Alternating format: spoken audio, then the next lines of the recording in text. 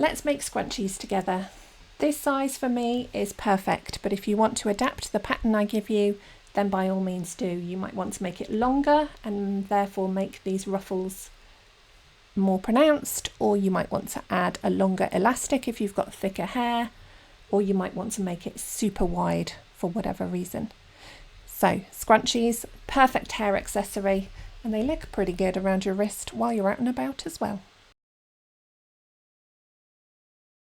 To make a hair scrunchie, you are going to need some fabric, your pattern piece. I've got the instructions printed out as well. Some thread, clips or pins, whichever you prefer. I'm a fan of clips personally. Some craft scissors to cut out your pattern piece, some fabric scissors to cut out your fabric, a piece of elastic. My elastic is 18 centimeters long. I use embroidery scissors to cut my threads at the machine, and I also have this little nifty elastic threader, but you could just use a safety pin if not, and then your iron and ironing board too. Your first job is to print out your pattern piece and cut it out. Now the instructions are on the pattern piece as to what you need, so you're going to be cutting one piece of fabric but on the fold. If you don't have a printer, what we're aiming for is a rectangle that is 50 centimeters by 15 centimeters. So this particular pattern piece is 15 centimeters wide and it is 25 centimeters long. And if I cut it on the fold, I will then have a super long piece of fabric, which is 50 by 15 centimeters.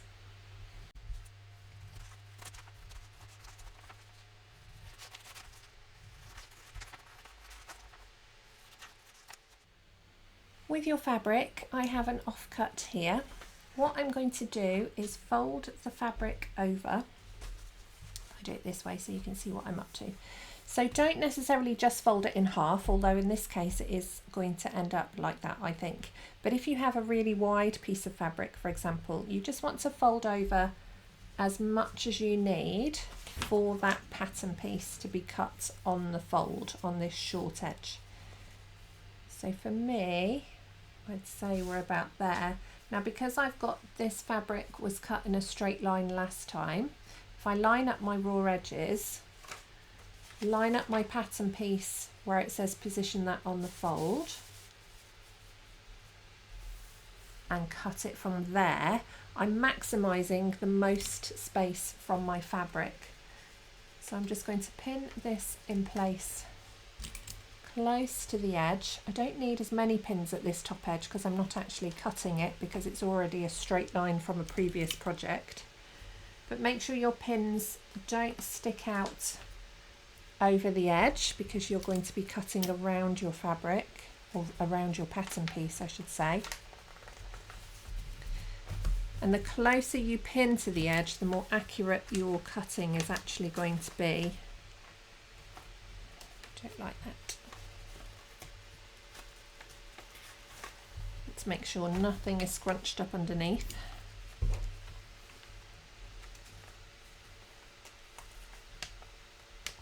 And because we've got corners, I'm going to put 2 at the top here.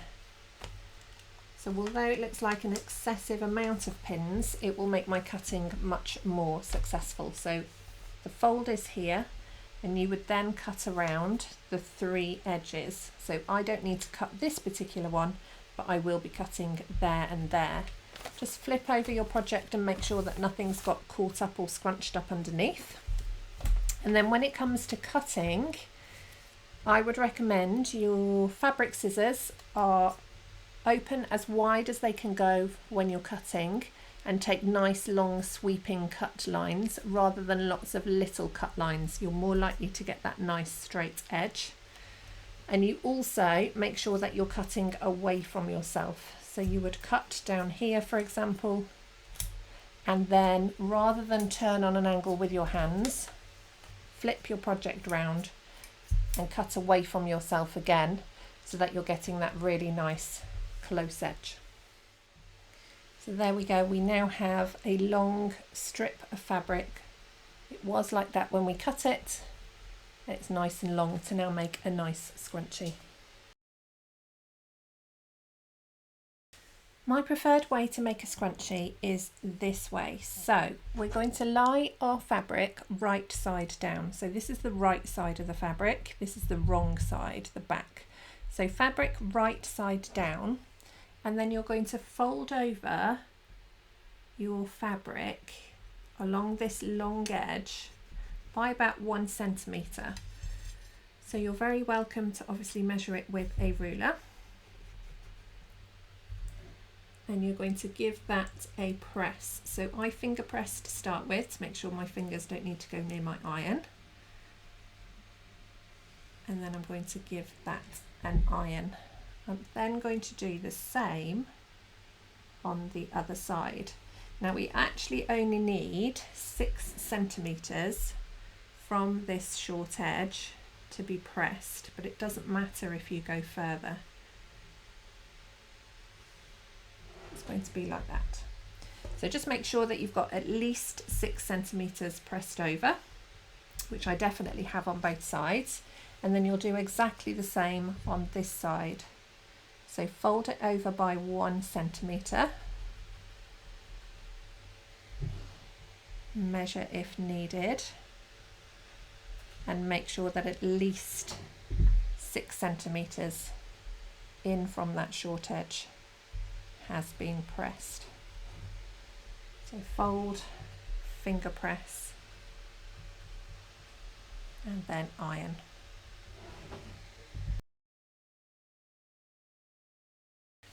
We're now going to turn the project over, just slightly opening up those folded edges. We just needed the crease as a guideline. So this time we're going to have it right side up, and we're going to fold the whole project in half, right sides together. Now we need to make sure that those raw edges line up. We're going to measure 6 centimetres in, and then you're either going to put a mark with a piece with a fabric marker, or I'm going to put a pin in place to show that's where my 6 centimetres is. So again, at the other side, make sure those raw edges meet up, measure your 6 centimetres, and then pop a pin in place. The rest of it, I'm going to use my clips. So the reason I'm using 2 different things, I could pin it all the way along, but I like to know where I'm starting and stopping my sewing. And if I've got 2 different methods, I find that an easier way to recognise it. So either use a fabric marker here and here and just pin along the edge, or you could pin all the way along the edge and put a double pin here and a double pin here. Just something for you to recognise that that is your start and stop point. So at the sewing machine, I'm going to be putting my project in this way, but basically I'm going to start sewing here. I'm going to reverse up to the pin, and then I'll sew down to the other side, and as soon as I reach my pin I will reverse stitch again. So these 2 ends are going to be left open, and we're just sewing between those 2 pins. My sewing machine is set to a straight stitch and it's medium length, so I'm just going to slide my project in.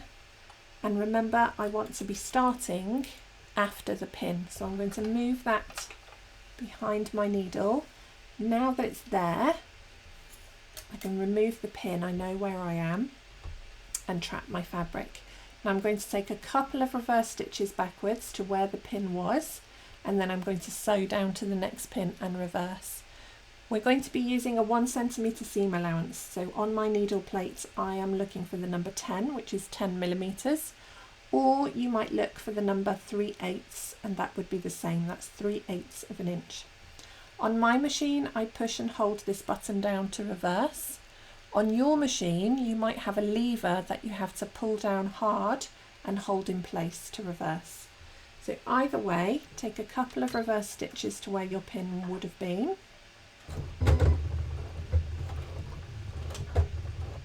And then sew down to your next pin. As you get close to a clip or a pin, remove it.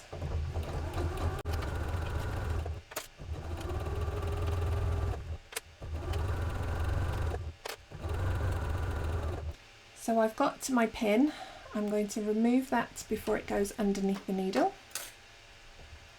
So that's about 2 stitches away. Now I'm going to reverse to secure my stitches. Just another 2 stitches will do.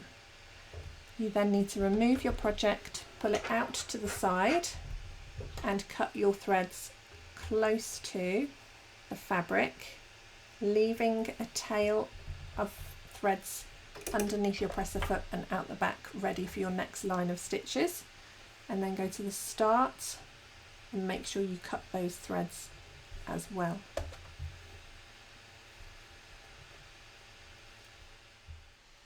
Once you've sewn between those 2 pinpoints that we had, you turn the project through the right way. So I'm just pushing, using my fingers, pushing that fabric up through the tube, and then if it gets tricky, pull it through from the other side.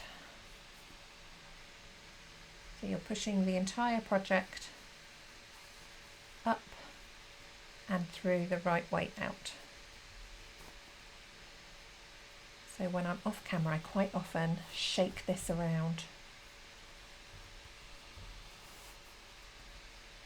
That can make life easier. But you should now have a tube with 2 open ends.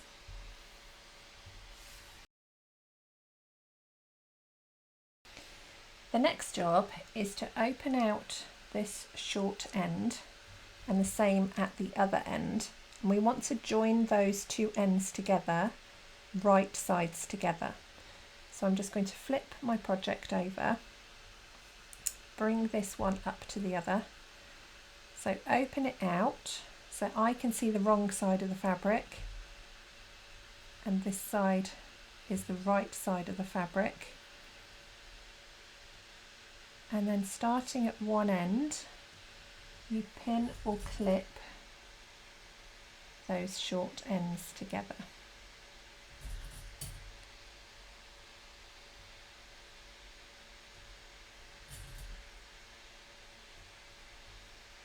All the way across that short edge. So we've now got a tube that's created a loop, fabric right sides together with the 2 edges joined up.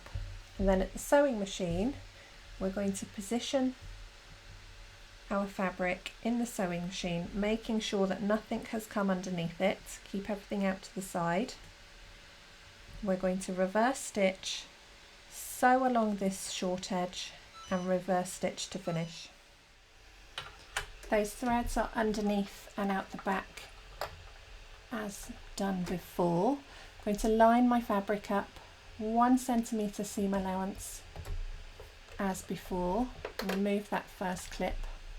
Now I'm going to reverse stitch towards my edge, so I'm about 2 stitches away from the edge maybe, and then I'm going to sew from one side to the other.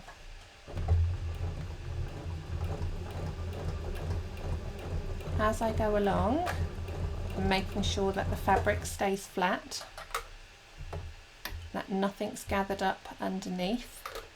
I can remove that clip now.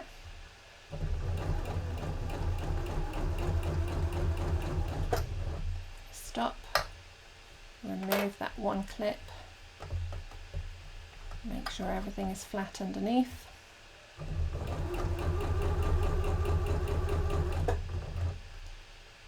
And the final clip.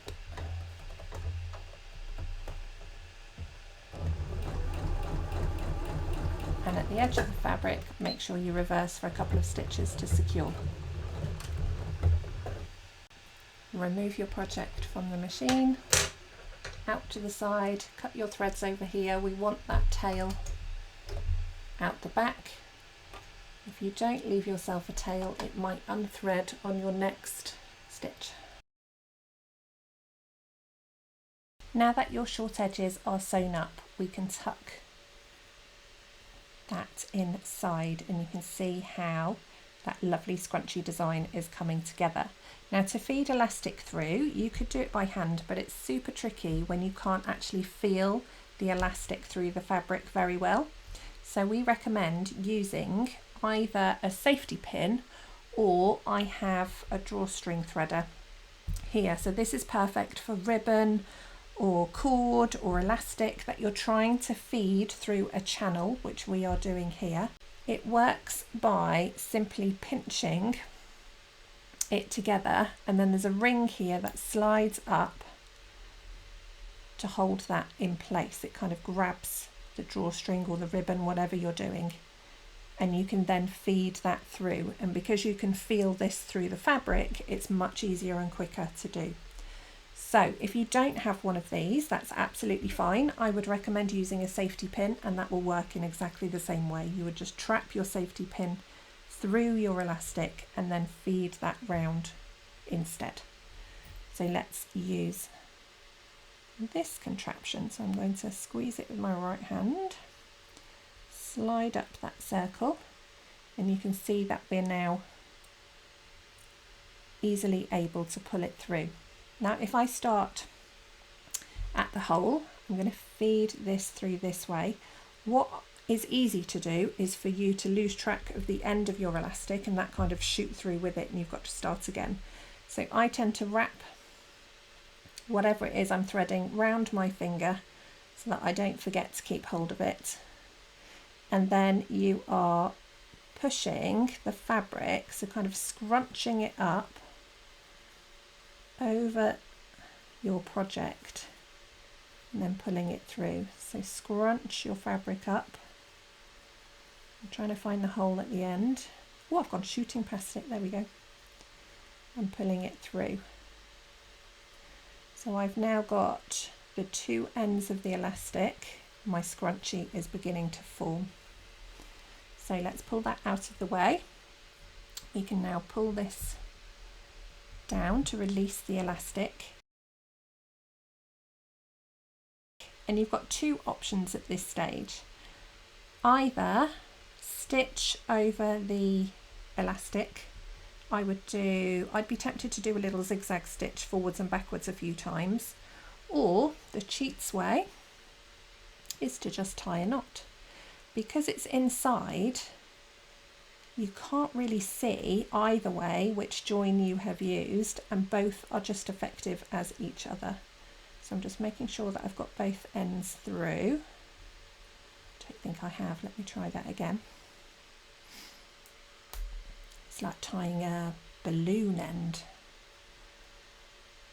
So I've gone round in a loop and through, and then I'd like my knot to be close to the edge, so I don't want to lose too much of the length of that elastic, and then pull it tight. Once that's hidden inside, no one is going to know. Now we do still have this glaringly obvious hole. So what we're going to do, where we had ironed it before, that guideline should still be there for you. So about 1 centimetre in, give that a little press again. So on both sides, so it makes it nice and neat, and it will make your sewing line so much easier for this last step. There we go. So I've just ironed that seam allowance down again by 1 centimetre. We are then going to put those folded edges together and then pin or clip them in place. Now you've got two options to sew this. If you've got a fabric or a thread, that's relatively complementary, I would recommend you just do a top stitch, which is very close line of stitching to that folded edge. So I use this to show you, instead of the 1 centimetre seam allowance we did before, that wouldn't close the hole. You're actually just coming down 0.5 centimetre, if that, and you're just sewing super close to that folded edge to making sure that that hole is closed. Now I'm going to pop 2 pins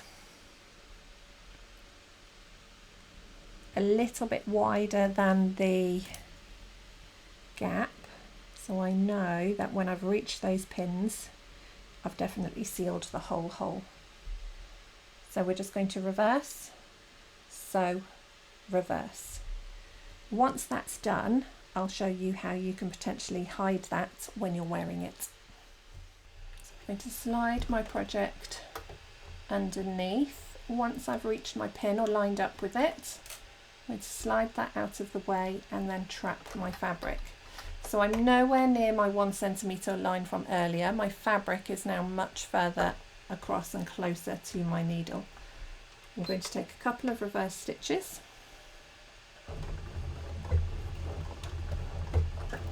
and then I'm going to sew to the next pin. So just make sure that you're sewing fairly close to your edges because you want those to seal up.